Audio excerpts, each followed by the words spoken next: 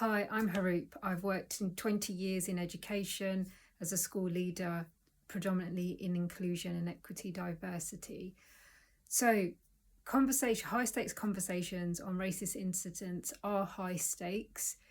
And why is that? Because you're layering harm, identity, safeguarding, and blind spots.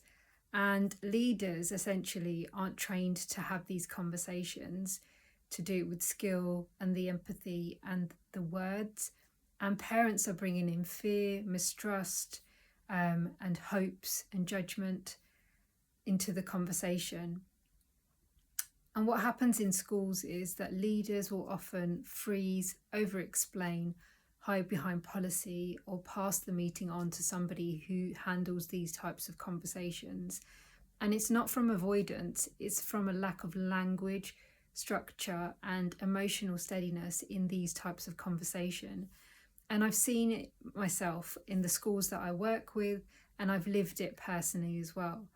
And, as a South Asian woman, I remember dealing with an incident and being by the book on a uniform policy. And the parents said to me, "I thought you would understand." And what that did was force me to look at my own blind spots and my lack of racial literacy and really think hard about what I needed to do. And then what happened was I actually became the go-to person for these types of conversations. And ultimately, I realised that A, it wasn't sustainable or good for the school community if there was only one person that could handle these conversations well. And it also wasn't fair on me either. So I began to train people on how to do that. And this workshop distills the key elements. So you will leave with a script that you can adapt based on your context and your needs and settings. And you'll get the tools to reduce the defensiveness and the repair lines to make sure that there's mutual trust and agreement in the conversation. And there's racial literacy, safety, and trust at the heart of these conversations. You'll also get an AI tool which will support you with your thinking and your contextual needs. And the question I normally get is AI ethical in this situation? And I say, yes, it is, because you are still the professional.